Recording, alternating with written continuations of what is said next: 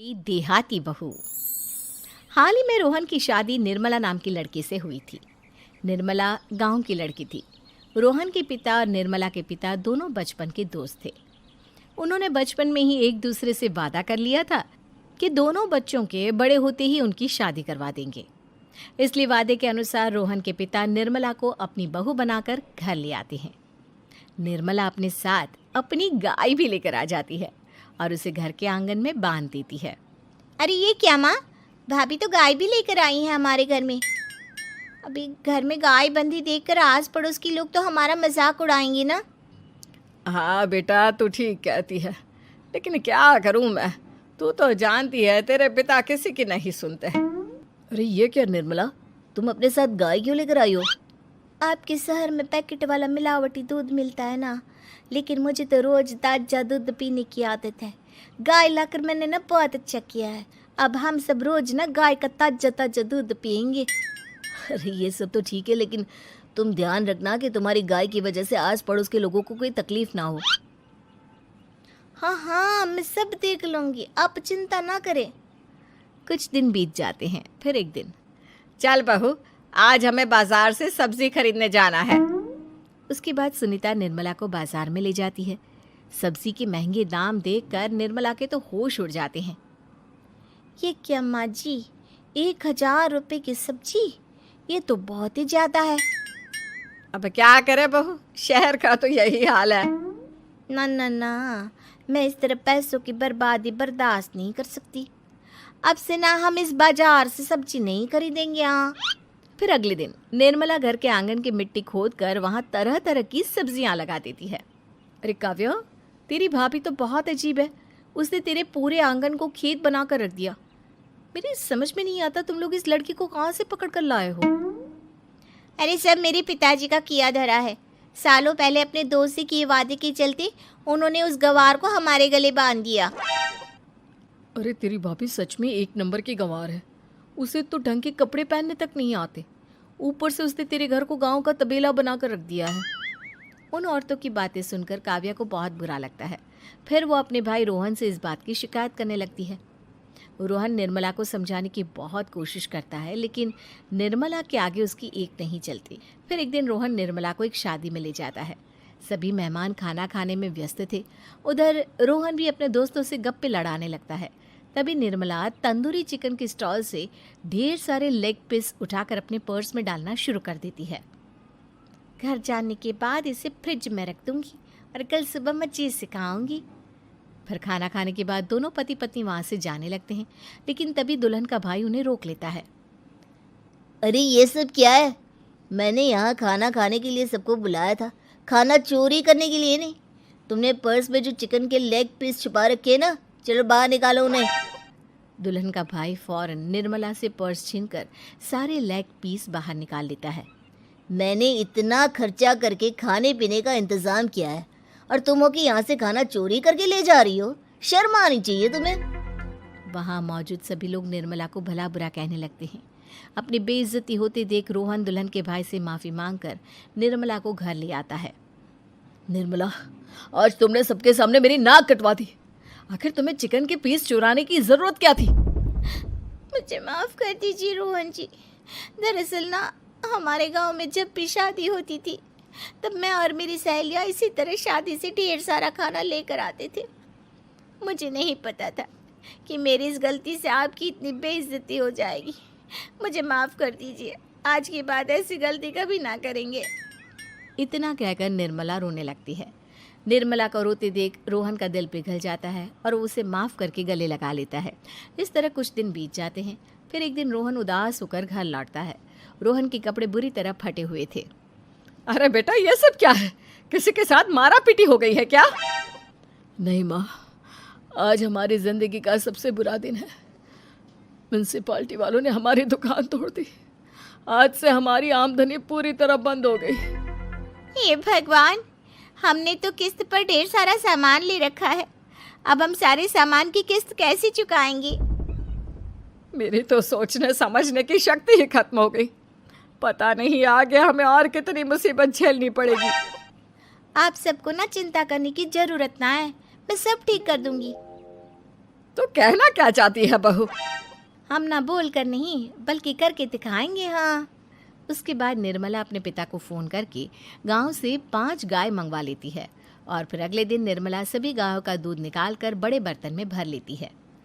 तुम ये सब क्या कर रही हो निर्मला? मेरी तो कुछ समझ में नहीं आ रहा। हम ना इन गायों का दूध बेचने जा रहे हैं। उसके बाद हमारे पैसों की समस्या खत्म हो जाएगी। हे भगवान, बस यही दिन देखना बाकी रह गया था। भाभी दूध वाली बनकर दूध बेचेंगी तो मोहल्ले में इज्जत क्या रहेगी हमारी। सभी लोग हमें तरह तरह के ताने मारेंगे। आप ना ऐसी बेकार की बातें ना करो काव्या जी।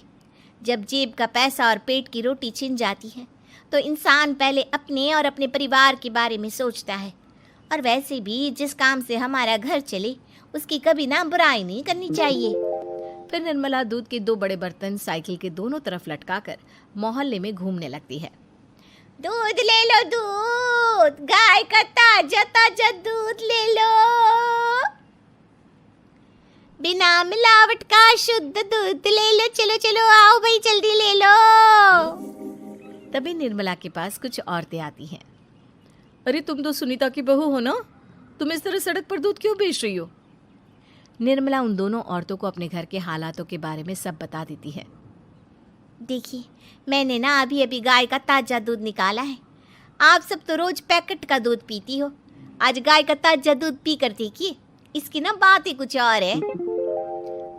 हाँ बहू, मुझे तुम्हारी बात समझ में आ गई। लाओ, मुझे 2 लीटर दूध दे दो।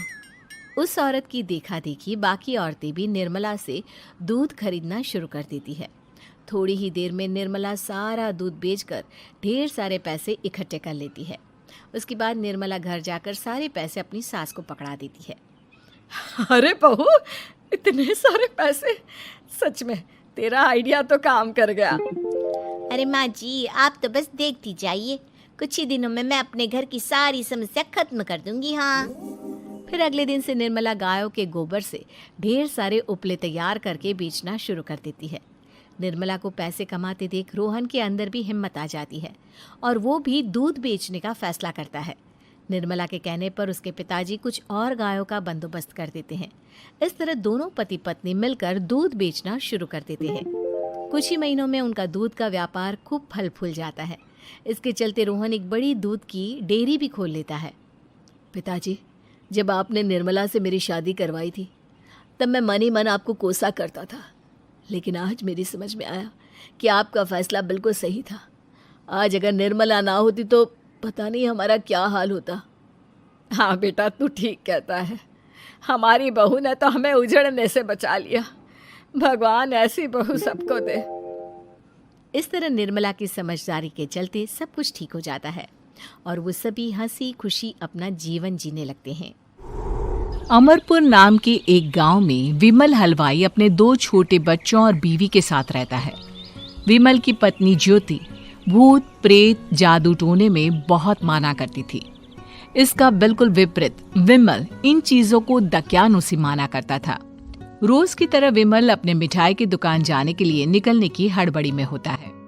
मैं निकलता हूँ ज्योति, देरी हो जाएगी, दुकान भी खोलनी है मुझे। अजी ध्यान से, आज अमावस्या है, रास्ते में कोई कपड़ा या कुछ भी गिरा हो तो उसे लांग मत दीजिएगा, बगल से चले जाइएगा। अरे ऐसे तो तुम मुझे पागल ही कर दोगी क्या? हाँ, मैं नीचे देख कर चलूं कि सामने से कोई गाड़ी घोड़ा आकर मेरे ऊपर से चला जाए? दोनों हालत में तो मेरी ही मौत है। अरे क्यों सुबह सुबह इतनी अपसुगनी बातें कह रहे हो जी? मेरे गांव में तो ऐसा आंखों के सामने होता हुआ देखा है मैंने, इसीलिए कहती हूँ, वरना मुझे क्या, पड़ोसी को तो नहीं कहना चाहती मैं, पति हैं आप मेरे इसलिए बोल रही हूँ। विमल अपनी मिठाई की दुकान चला जाता है। दुकान पर पहले से ही ग्राहकों की लंबी लाइन लगी हुई थी। ये लो, वहाँ ज्योति अमावस्या को लेकर परेशान है और आज तो हमेशा से ज्यादा ही लंबी लाइन लगी पड़ी है। अच्छी खासी बिक्री होगी आज। विमल दुकान खोलता है। एक के बाद एक ग्राहक उसकी दुकान पर मिठाई ले रहे होते हैं। तभी गांव की एक बूढ़ी औरत विमल से कहती है, जिस तेजी से बिक्री हो रही है, कहीं किसी की नजर ना लग जाए, नींबू मिर्ची टांग ले। अरे क्या चाची तुम भी, ये सब नजर बजर कुछ नहीं होता है। कैसे लोग हैं मेरे आसपास। अपनी दुकान से शाम को विमल हंसते कूदते वापस घर आता है। हाँ, आज तो अच्छी खासी बिक्री हुई है। एक महीने में जितनी बिक्री होती है, एक ही दिन में आज उतने पैसे कमा लिए मैंने। ये तो बहुत अच्छा हुआ जी, आज ही घर की नजर उतारी है मैंने। बिक्री तो अच्छी होनी ही थी। अच्छा, तुम खाना लगा दो, सारा माल बिक चुका है। मुझे शहर जाना होगा, कुछ चीजों की जरूरत पड़ेगी। रात भर मिठाई बनाऊंगा, तब जाकर कल सुबह दुकान खोल पाऊंगा। खाना खाकर विमल शहर जाने के लिए निकल पड़ता है। सुनिए जी, ध्यान से जाइएगा। चौरस्ते पर किसी जादू टोने की चीज पर पैर मत रख दीजिएगा। हे भगवान, हद हो गई जूती, ये तो मैं जा रहा हूं। विमल गुस्से से शहर जाने निकल पड़ता है। रात का काला घना अंधेरा, चांद की एक भी किरण ना होने के कारण अंधेरे में कुछ भी देख पाना मुश्किल था। जंगल के बीच के एक अधकच्चे रास्ते से विमल जा रहा होता है। चारों तरफ गुफ अंधेरा और सन्नाटा सुनाई दे रहा था, और सुनाई दे रही थी विमल के पैर के नीचे आ रहे सूखे पत्तों की आवाजें। तभी अचानक दूर से उसे कुछ आवाजें सुनाई देती है। अरे, ये इतनी रात को जंगल के रास्ते कौन जा रहा है? शायद कोई टोली होगी। राम नाम सत्य है, राम नाम सत्य है, राम नाम सत्य है, राम नाम सत्य है। धीरे धीरे आवाज कुछ कुछ सुनाई पड़ती है। आवाज धीरे धीरे और नजदीक आती सी लगती है। विमल देखता है कि उसके सामने से सजी धजी सफेद कपड़े में लिपटी एक अर्थी निकल रही है, जिसके साथ 5 लोग ही थे। 4 आदमियों ने उसे कंधा दिया हुआ था। एक मटका लिए आगे आगे बढ़ रहा था। विमल के बिल्कुल सामने आकर अर्थी रुक जाती है। उसमें से एक आदमी विमल से कहता है, अरे भाई, जरा अर्थी को कंधा लगाना, मैं बहुत थक गया हूँ, बड़ी मेहरबानी होगी। हाँ भाई, कंधा तो मैं लगा दूं, पर रात को 12 बजे ये शव यात्रा, इस समय कौन अर्थी ले जाता है? तभी विमल को ऐसा लगता है कि शव में से आवाज आई। ये आवाज। मजबूरी है भाई, आप कंधा दीजिए, मैं रास्ते में सब बताता हूँ आपको। विमल अर्थी को कंधा दिए चल रहा होता है कि उसे ऐसा लगता है कि हाथ में मटका लिए जो आदमी शव के आगे चल रहा है, उसके पैर उल्टे हैं। क्या हुआ भाई, हकला क्यों रहे हो? वो आपके साथी के पैर उल्टे। विमल अपनी बात पूरी भी नहीं कर पाता कि वो देखता है कि उस आदमी के पैर तो सीधे ही हैं। अरे नहीं, कुछ नहीं, मुझे शायद वहम हुआ होगा। धीरे धीरे सब आगे बढ़ रहे होते हैं। तब विमल को अचानक लगता है मटके में से एक हाथ बाहर आ रहा है। विमल घबरा जाता है। इसके पहले वो कुछ बोल पाता, कल्लू कहता है, मेरा नाम कल्लू है। हम 6 दोस्त थे, जिसमें से एक को तो तुम सोया हुआ देख रहे हो। इतनी पक्की दोस्ती थी कि जैसे हम सब सगे भाई हैं। पर किस्मत का कोई क्या कर सकता है। आज से 4 साल पहले एक नदी में हम सब नहाने गए थे, जिसमें डूबकर राजेश की मौत हो गई। किसी मजबूरी के कारण हमें उसकी अर्थी को रात को ही शमशान घाट ले जाना पड़ा। हम 5 उसे ले जा रहे थे। 4 साल पहले आप 5 में मैं कुछ समझा नहीं। मंकू अपनी गर्दन पीछे घुमाकर अपनी आंखें बड़ी बड़ी कर विमल से कहता है, अरे भाई, पूरी कहानी खत्म होने दो, फिर बीच में बोल लेना, ठीक है? तभी रास्ते में एक हादसे में अपने दोस्त के साथ हम सभी मर गए। वो सामने देखो, हमारा दोस्त विमल सामने देखता है। उसे दिखता है कि एक ऐसा आदमी जिसका शरीर कई जन्मों से पानी के अंदर रहने के कारण सफेद पड़ गया है, उसकी आंखें बाहर की ओर निकली हुई थी। फिर ये अर्थी किसकी है? अर्थी के साथ के लोग अर्थी को नीचे रखते हुए एक साथ विमल की ओर देखते हुए कहते हैं, तुम खुद ही देख लो। विमल शव पर से सफेद कपड़ा हटाता है। शव की जगह खुद को ही देखकर विमल के होश उड़ जाते हैं। वो शव विमल की ही थी। पलक झपकते ही विमल उस अर्थी की जगह पर होता है। 6 के 6 दोस्त उसी तरह अर्थी को उठाकर चलने लग जाते हैं। राम नाम सत्य है। राम नाम सत्य है। राम नाम सत्य। शब्द। तुझे भरोसा नहीं ना, तो फिर जा अपने कमरे में जाकर देख। तेरे पलंग के नीचे तुझे तेरी माँ की हड्डियां मिलेंगी। प्रभात दौड़कर अपने कमरे में जाता है और अपने पलंग के नीचे देखता है। वहां पर सचमुच एक कंकाल पड़ा हुआ था और उसके शरीर पर जो कपड़े थे वो प्रभात की माँ के थे। क्या बात है, आज तो आप सुबह से ही बहुत बिजी हैं। ऐसा क्या लिख रहे हैं? बस एक फैमिली की कहानी लिख रहा था। जैसे हमारी फैमिली है ना, तुम, माँ और मैं, लेकिन थोड़े अलग तरीके से, क्योंकि ये कहानी हॉरर है और इसमें जो आदमी है ना, मैंने उसकी बीवी को मार दिया है। मतलब कहानी में ऐसा लिखा है। और जानती हो, उसके बाद जो बीवी है ना, वो एक बुरी आत्मा बन जाती है। क्या बेटा, इस तरह की डरावनी कहानियां क्यों लिखता है तू? जानता है ना, हम जो सोचते हैं, जो लिखते हैं, हमारा दिमाग पूरा दिन वैसा ही होता रहता है। माँ, परेशान होने वाली क्या बात है? राइटर हूँ मैं, मेरा तो काम है कहानियां लिखना। और वैसे भी ये सिर्फ एक कहानी है माँ, कोई सच नहीं है। उसके बाद कुछ दिन बीत जाते हैं। एक रात प्रभात को अपने ऑफिस से लौटने में देरी हो जाती है। रात के लगभग 12 बजे हुए थे।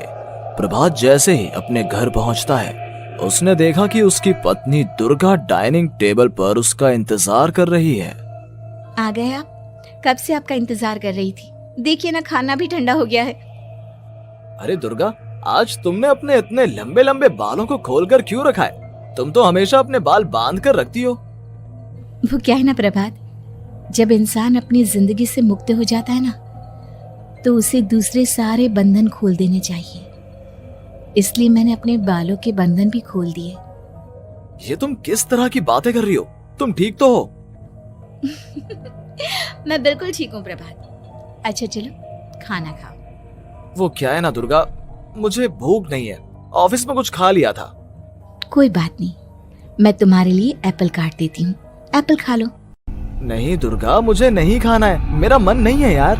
तभी अचानक से दुर्गा अपने हाथ में एक बड़ा सा चाकू लेकर प्रभात पर हमला कर देती है। प्रभात अपने आप को बचाने की कोशिश करता है।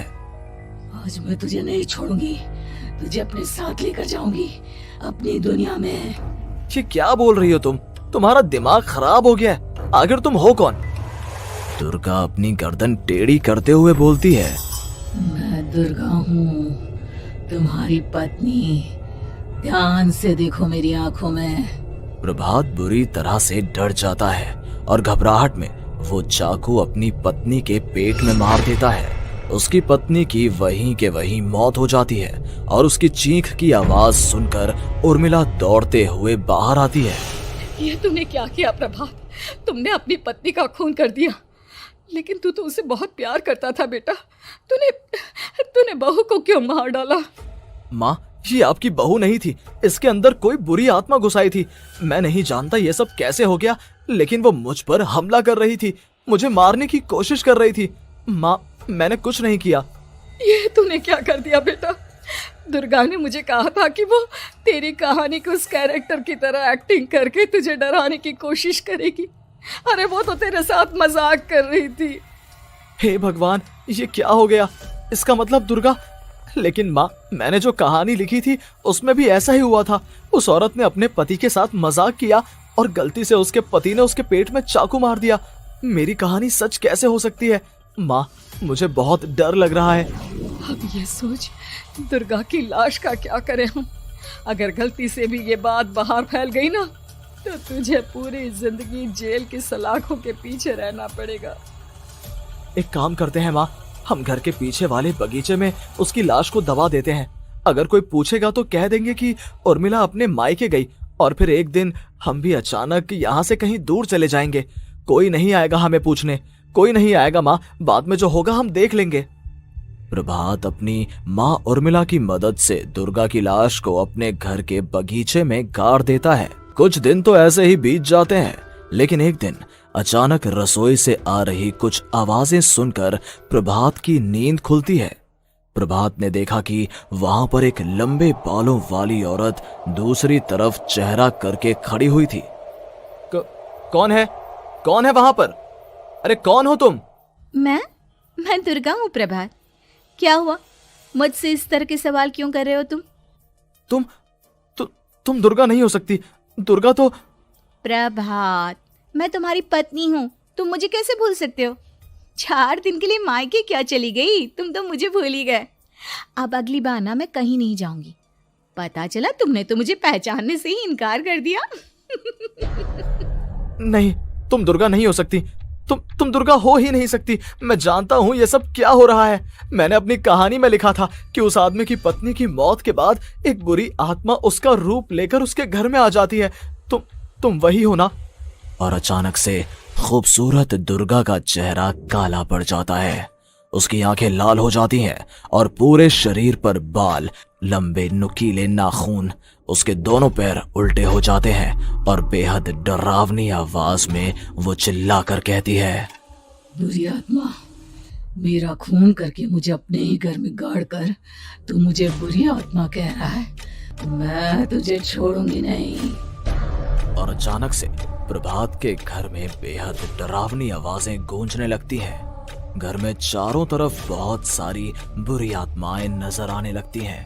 प्रभात घबरा कर अपनी माँ को आवाज देता है, माँ कहाँ है आप? जल्दी आइए माँ, देखिए ना ये सब क्या हो रहा है। प्रभात ने देखा कि अचानक से उसकी माँ कमरे से दौड़ कर आती है। क्या हुआ प्रभात? और ये लोग कौन है? इन सब की गर्दन टेढ़ी क्यों है? इनके बाल खुले हुए। हाँ प्रभात, ये सब लोग तो मुझे मरे हुए नजर आ रहे हैं। हाँ माँ, ये सब लोग मरे हुए ही हैं और ये ठीक वैसा ही हो रहा है जैसा मेरी कहानी में हुआ था। लेकिन मेरी कहानी के हिसाब से तो आप भी... अचानक से उर्मिला का रूप बदल जाता है। वो भी एक डरावने साए की तरह बन जाती है और बेहद डरावनी आवाज में चिल्ला चिल्ला कर कहती है, मर गई तेरी माँ। जानता है, कल रात जब तू सो रहा था ना, तो मैंने उसके शरीर का सारा खून पी लिया। अब बस हड्डियां बची है उसके शरीर में। नहीं, ऐसा नहीं हो सकता, ऐसा बिल्कुल नहीं हो सकता। मेरी माँ नहीं मर सकती। तुझे भरोसा नहीं ना? तो फिर जा, अपने कमरे में जाकर देख। तेरे पलंग के नीचे तुझे तेरी माँ की हड्डियां मिलेंगी। प्रभात दौड़कर अपने कमरे में जाता है और अपने पलंग के नीचे देखता है। वहां पर सचमुच एक कंकाल पड़ा हुआ था और उसके शरीर पर जो कपड़े थे वो प्रभात की माँ के थे। माँ, अब मुझे कुछ करना पड़ेगा। लेकिन मेरी कहानी में लिखा था कि माँ की मौत मेरे हाथों से होगी, पर माँ तो पहले ही मर चुकी है और वो बुरी आत्मा मुझे भी मार देगी। नहीं, इससे पहले कि वो मुझे कुछ करे, मुझे उसका काम खत्म करना होगा। प्रभात अपने हाथ में बड़ा सा चाकू लेकर उस बुरी आत्मा पर हमला कर देता है जिसने प्रभात की माँ का रूप लिया हुआ था, और अगले ही पल वो नीचे गिर जाती है और उसके शरीर से खून बहने लगता है। ऐसा नहीं हो सकता, एक बुरी आत्मा के शरीर में तो खून होता ही नहीं है। तो क्या सच में मैंने अपनी माँ को मार दिया? लेकिन अभी कुछ देर पहले तो... फिर वो कंकाल किसका है? और ये कौन है? मैं पागल हो जाऊंगा। और अपनी माँ की लाश, इसका मैं क्या करूं? लोग पूछेंगे तो मैं क्या जवाब दूंगा? तभी वहां पर दुर्गा का रूप लेकर जो आत्मा थी उसने प्रभात से कहा, गाड़ दे अपनी माँ को ले जाकर उसी जगह जहाँ तूने मेरा खून करके मुझे गाड़ दिया था। जा, चला जा। घबराया हुआ प्रभात पागलों की तरह अपनी माँ की लाश को लेकर बगीचे में गाड़ देता है। प्रभात की हालत पागलों जैसी हो जाती है वो अपने आप को अपने घर में बंद कर लेता है। कहानी के हिसाब से तो आगे ये हुआ था कि कहानी लिखने वाले ने उन बुरी आत्माओं से डरकर आत्महत्या कर ली थी। तो क्या मैं भी मर जाऊंगा? क्या मैं भी आत्महत्या कर लूंगा? एक काम करता हूँ, मैं अपनी कहानी का अंत बदल देता हूँ। हाँ, ये मैंने पहले क्यों नहीं सोचा। मैं लिख दूंगा कि कहानी को लिखने वाला आत्महत्या नहीं करता, बल्कि कहीं दूर जाकर नए सिरे से अपनी जिंदगी शुरू करता है। यही सोचकर प्रभात ने अपनी लिखी हुई कहानी को बाहर निकाला और उसे पढ़ना शुरू किया। ये देखकर वो हैरान रह गया कि कहानी का क्लाइमैक्स तो किसी ने पहले ही बदल दिया था। ये क्या? इसमें तो लिखा हुआ है कि आखिर में उस लेखक की पत्नी और माँ दोनों बगीचे में जिंदा दफन थे। बुरी आत्माओं ने उनको कैद करके रखा था और वो लेखक अपनी माँ और पत्नी दोनों को जिंदा बाहर निकाल लेता है। लेकिन ये सब लिख किसने दिया? प्रभात दौड़कर बगीचे में जाता है और वहां पर खुदाई करना शुरू कर देता है। प्रभात देखता है कि वहां पर लकड़ी के 2 बड़े संदूक हैं और उनके अंदर से आवाजें आ रही हैं। प्रभात बचा लो मुझे। अगर थोड़ी देर और हो गई तो वो मुझे छोड़ेगी नहीं। बेटा देखो, मैं इस बक्से के अंदर बंद हूँ, प्लीज मुझे बाहर निकालो। वो बुरी आत्मा किसी भी वक्त मुझे मार डालेगी। प्रभात वो दोनों बक्से बाहर निकालता है और अपनी पत्नी और माँ दोनों को आजाद करवा लेता है। लेकिन तभी वहां पर अचानक से एक बेहद डरावनी और खौफनाक दिखने वाली औरत आ जाती है। तुझे क्या लगा था इतनी आसानी से अपनी पत्नी और माँ को बचा लेगा? बस 5 मिनट और उसके बाद अमावस का चांद आसमान में आने ही वाला है। लेकिन तूने इन दोनों को बाहर निकाल लिया, अब तुझे मरना होगा। नहीं, मैं जानता हूँ मैं नहीं मरूंगा और अब आगे क्या करना है ये भी मुझे पता है। प्रभात, ये बहुत खतरनाक है, हमें मार डालेगी। प्रभात, चलो यहाँ से। नहीं दुर्गा, अब मुझे अच्छी तरह से पता चल चुका है कि इस बुरी आत्मा से हम कैसे पीछा छुड़वा सकते हैं। और इतना कहकर प्रभात अपने हाथ में पकड़ी हुई सिंदूर की थैली उस बुरी आत्मा के ऊपर उछाल देता है। कुछ ही देर में वो जमीन पर गिरकर राख में बदल जाती है। ये सब क्या हो रहा था बेटा? ये सब तुम्हारी लिखी हुई इस कहानी की वजह से हुआ है ना? नहीं माँ, पहले मुझे भी ऐसा ही लगा, लेकिन बाद में पता चला कि बरसों पहले हमारे इस बगीचे की जमीन के अंदर किसी को जिंदा गाड़ दिया गया था और बस उसी औरत की आत्मा हमें परेशान कर रही थी। उसी ने मेरे शब्दों में जान डालकर उस कहानी को जिंदा कर दिया था। मुझे माफ कर दो प्रभात, मैंने आपकी कहानी के साथ छेड़छाड़ की थी और उसे बदल दिया था। माफी मांगने की जरूरत नहीं है दुर्गा। तुम्हारे उस बदलाव की वजह से ही आज हम सब जिंदा हैं, क्योंकि आखिर में कहानी में वो हुआ जो तुमने लिखा था।